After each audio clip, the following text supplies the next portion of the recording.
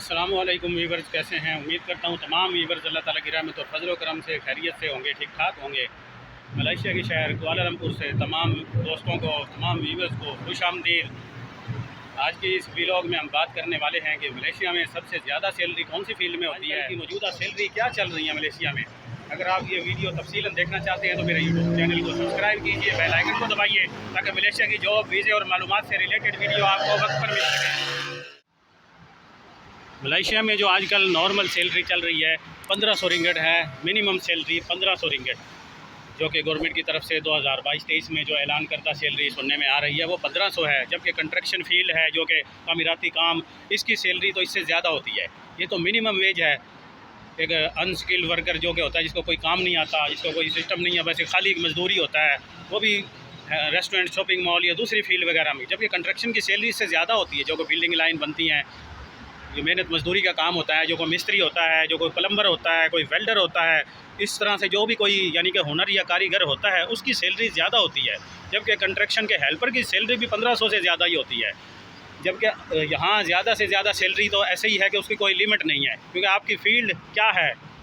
अगर आप फोरमैन हैं, सुपरवाइज़र हैं, ये कोई कंपनी के मैनेजर हैं, तो उसके हिसाब से डिसाइड किया जाएगा कि आपसे सैलरी क्या है। और कम से कम सैलरी की ये है कि गवर्नमेंट की तरफ से 1500 है। जबकि कंस्ट्रक्शन में नॉर्मली 8 रुपये, 9 रुपये, 10 रुपये यानी कि रिंगट चलता है। यहाँ पे 8, 9, 10 रिंगट पर घंटा चलता है, जो कि यानी कि बेसिकली जो 8 घंटे की ड्यूटी होती है उसके अंदर 8, 9, 10 रिंगट या इससे ज़्यादा भी आपको पर घंटा मिल सकता है। यहाँ पे घंटे के हिसाब से सैलरी होती है। अगर आप कंस्ट्रक्शन के हेल्पर हैं तो ये देखा जाएगा कि आपकी फ़ील्ड कौन सी है। यानी ये कंस्ट्रक्शन के अंदर बहुत सी कैटेगरी होती हैं। स्काफ फोल्डिंग है, एक ये कंस्ट्रक्शन स्काफ फोल्डिंग है, हेल्पर है, जिसको स्काफ फोल्डिंग के हेल्पर हैं आप, ये वेल्डर के हैं, प्लम्बर के हैं, ये शीशे का काम है, मार्बल है, या आप मिस्त्री प्लस्तर वगैरह के हैं, या आप ईंटें लगाने वाले हैं, या आप लेवल करने वाले हैं, सर्वेयर हैं। ये पता नहीं कौन कौन सी और भी बहुत सी जो कि कैटेगरी हैं, जो कि मैं आपसे आने वाली वीडियो में मज़ीद शेयर करता रहूँगा। उसमें यहाँ घंटे के हिसाब से सैलरी वगैरह होती है। कम से कम जो कि है नॉर्मली तो आम फील्ड में तो 1500 है, और इसके अलावा कंस्ट्रक्शन टाइप में है 8, 8.5, 9, 10 रुपये घंटा हेल्पर को सैलरी मिलती है। यानी कि रुपए से मतलब यहाँ के मलेशियन रिंगट 8, 9, 10 रिंगट पर घंटा। अगर आप मलेशिया आ रहे हैं तो आपको ये मालूम होना चाहिए। और जो उसके बाद 8 से 5 बजे तक जो बेसिक ड्यूटी होती है 8 घंटे की, उसके बाद जो होता है ओवर टाइम शुरू हो जाता है। अगर कंपनी के पास काम है वो आपको ओवर टाइम दे सकती है। ओवर टाइम कुछ कंपनियां सिंगल देती हैं कि 8 रुपये घंटा अगर आपकी बेसिक सैलरी है तो वो भी आपको 8 रिंगट यानी कि घंटे का मिलेगा।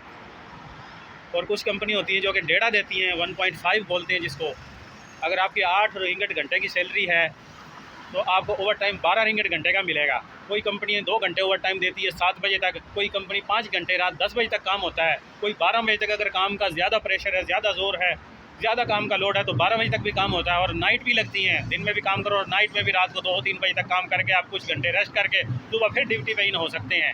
तो ये सिस्टम है। संडे और पब्लिक हॉलीडे वगैरह कुछ सेम देती हैं, कुछ 1.5 देती हैं, और कुछ कंपनियां छुट्टी दे देती हैं। काम ना होने की सूरत में छुट्टी होती है। जब कंपनियों के पास काम का ज़्यादा लोड होता है तो फिर छुट्टी करना यहाँ बहुत मुश्किल हो जाता है। छुट्टी होती है तो सिर्फ पब्लिक हॉलीडे, वो भी बहुत ही कम, वो भी सिर्फ ईद या बकरीद वगैरह की छुट्टी मिल सकती है यहाँ पे। वरना कहते हैं पब्लिक हॉलीडे है, आप आओ, हम आपको डबल देंगे, डबल सैलरी मिलती है। कोई 1.5 मिलती है ओवर टाइम, क्योंकि वो ओवर टाइम में शुमार होता है पब्लिक हॉलीडे। तो इसलिए बेहतर यही है कि आप कोई ना कोई हुनर सीख के मलेशिया आएँ ताकि आप ज़्यादा पैसे कमा सकें। अगर आप हुनर नहीं भी सीख के आ रहे तो फिर भी पैसे आप अच्छे खासे कमा सकते हैं। लेकिन जो एक कारीगर की सैलरी है वो तो आपको पता है कि हेल्पर से ज़्यादा ही होती है। अगर हेल्पर की कम से कम 8 रुपये घंटा मिल रही है कंस्ट्रक्शन में, 8 रिंगट पर घंटा, 9, 10, ये डिपेंड करता है आप कौन सी कंपनी में काम कर रहे हैं। सैलरी यही डिपेंड करती है कि आपकी कंपनी एक लोकल कंपनी है या एक मल्टीनेशनल कंपनी है, यानी कई मुल्कों में उसका काम है, या काफ़ी बड़ी कंपनी है। छोटी छोटी कंपनियों में तो 7-8 रुपये नॉर्मल चलता है, जबकि बड़ी बड़ी कंपनियों में 10, 11, 12 रिंगट घंटे तक का भी हेल्पर को मिलता है। उसके लिए आपके पास लीगल डॉक्यूमेंट्स सब कुछ मौजूद होना ज़रूरी है, उसके बाद आपको इतनी तनख्वाह भी मिल सकती है। कुछ कंपनियां हैं जो कि ओवर टाइम के दौरान आपको खाना भी प्रोवाइड करती हैं। शाम का यानी कि डिनर का खाना आ जाता है, वो 6 से 6:30 बरीक होती है, ये कोई 6:30 से 7 होती है। ऐसे शाम का डिनर का खाना भी कंपनी आपको फ्री में देती है। कुछ कंपनियां हैं वो खाना नहीं देती हैं, आपको खाने के पैसे दे देती हैं कि पूरा महीना कि आप ओवर टाइम में खाना अपनी जेब से खाएँ। फिर जब सैलरी आएगी तो नॉर्मली आपको एक खाने के पैसे, जो कि नॉर्मली 7 से 10 रिंगट तक बनते हैं एक वक्त के खाने के, تو وہ آپ کو سیلری کے ساتھ ہی آپ کو دے دیتے ہیں کہ آپ کے کتنے اوور ٹائم لگے ہیں بھائی، اتنے اوور ٹائم لگے ہیں، مثال کے طور پہ 30 دن ایک مہینے میں، 30 دن کے اندر آپ کے 15 دن اوور ٹائم لگے ہیں، 15 دن آپ نے 8 گھنٹے ڈیوٹی کی ہے 8 سے 5 بجے، تو 15 دن کے حساب سے اگر 7 رنگٹ کھانے کا دے رہے ہیں تو آپ اس کے حساب سے لگا لیں، اس کے حساب سے تقریباً بنے گا یہ 105 رنگٹ آپ کو پلس میں مل جائیں گے، وہ آپ کو بتا دیے جائیں گے کہ یہ آپ کے کھانے کے پیسے ہیں، یا وہ کھانا خود آپ کو لا کے مہیا کریں گے کہ آپ سے پوچھیں گے کہ بھئی آپ اگر حلال نان حلال جو بھی آپ کی ہے یعنی کہ فوڈ، اس حساب سے آپ کو کھانا لا کے دیں گے، یا آپ کو پیسے دیں گے، یا کچھ بھی نہیں دیں گے کہ بھئی کھانا آپ کھائیں اپنی جیب سے کھائیں ورنہ نہ کھائیں تو وہ آپ کا مسئلہ ہے، ہم نے صرف آپ کو اوور ٹائم ہی دینا ہے جو کہ آپ کام کرو گے، ہم اس کے حساب سے آپ کو سنگل ہے جو کہ آپ کو پہلے بتایا گیا ہوگا یا 1.5 ہے اس کے حساب سے ہم آپ کو سیلری دیں گے۔